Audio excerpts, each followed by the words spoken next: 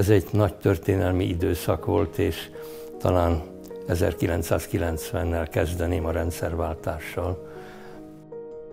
Ez természetesen érintette az oktatást és a felsőoktatást is. Nyilvánvaló volt, hogy egy új oktatási törvényt kell készíteni. Ez igazából 1993-ra készült el.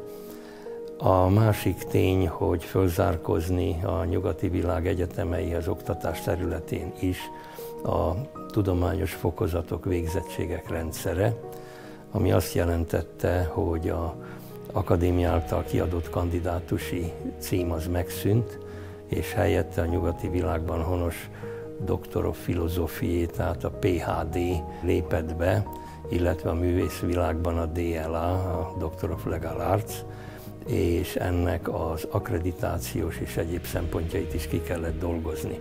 Felállt a Magyar Akkreditációs Bizottság, így zajlott az élet és a gondolkodás arról, hogy talán az egy helyen lévő fragmentált egyetemeket egyesíteni kéne.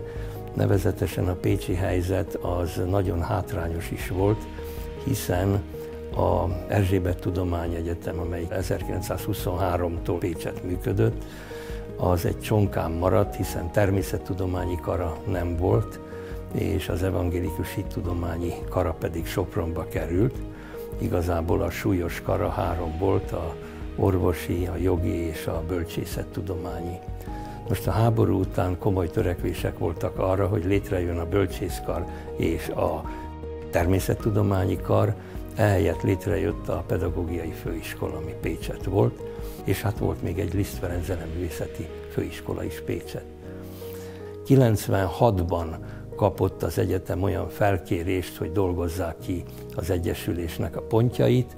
97-ben a új rektori vezetése lett az orvosegyetemnek, Bely Árpád vezetésével, ő volt a rektora, én Kosztolányi György és jó magam a rektorhelyettesek, és a Jánuszon pedig a Tóth József volt akkor a rektor, és megindultak a tárgyalások, belátva azt, hogy valamit tenni kell. Én pedig lelkesen támogattam, nem azért, mert jó fiú voltam, hanem azért, mert én 90-től már a természettudományi karon oktattam, oda engem meghívtak, és az volt a cél, hogy egyetemi szintre emeljük a főiskolai élettanoktatást.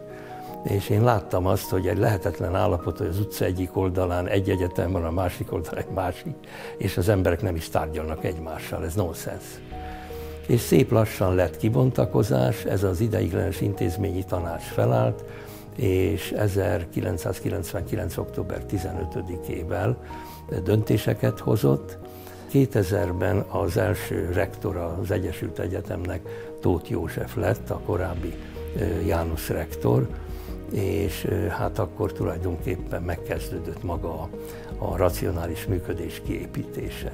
Nagyon nagy szerencsénk volt azért, mert a János Egyetemnek két olyan kara volt, amelyik ebben fantasztikus segítséget tudott nyújtani, ez pedig a jogi kar, amelyik legendás hírű volt, ugye nagyon magas minőségű, a másik pedig a közgazdaságtudományi kar, tehát mi helyből kaptuk a segítséget az egyetemi oktatóktól a vezetés kiépítésére, és ezzel igyekezett Tóth József is élni, és utána 2003-tól 2007-ig, amikor én voltam a rektor, én is, hát nekem ebben az időben két közgazdász professzor helyettesem is volt, gazdasági főigazgató mellett, ugye Vörös József professzor, most már akadémikus, és Sipos Béla professzor úr. Ez nagyon nagy segítség volt ahhoz, hogy kidolgozzuk az üzleti terveket, egyebeket.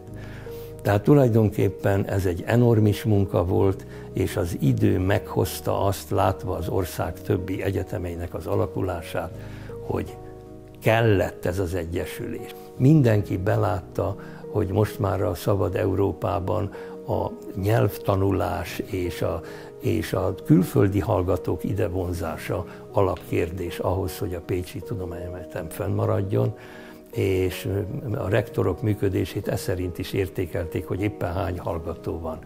Én hadd büszkélkedjek azzal, hogy az én rektorságom alatt volt a legtöbb hallgatója az egyetemnek, 35.200 valamennyi. Persze hát ez a külső körülményektől is függ, viszont azóta is, mint a rakéta, úgy megy föl a külföldi hallgatók részvétele aránya, ami nagyon fontos volt, a tudomány, a minőség fenntartása, fejlesztése. Ehhez nagymértékben hozzájárult az Egyesített Könyvtár és az egész informatikai hálózat, és én azt hiszem, hogy nagyon jó vágányon van az egyetem, és azt gondolom, hogy tulajdonképpen mindegyik rektor tisztességgel megtette azt, amit kellett, jó csapatokat kért fel, és én a mai napig úgy érzem, hogy a Pécsi Tudományegyetemen minden oktató, vagy legalábbis a többség és a vezetők valamennyien őszintén, szívből, minden törekvésükkel azt próbálják elérni, hogy jobbá tegyék, nemzetközileg elfogadottabbá tegyék az egyetemet. Nemzetközi rangsorolásokban akármilyen szempontokat veszünk figyelembe, mindegyikben jelentősen előrelépett a Pécsi Egyetem, és ma már egy fantasztikusan kihagyhatatlan, nagyon komoly tényezője a magyar felsőoktatásnak és kutatásnak. Tehát én nagyon bizakodóan látom a Pécsi Tudományegyetem jövőjét.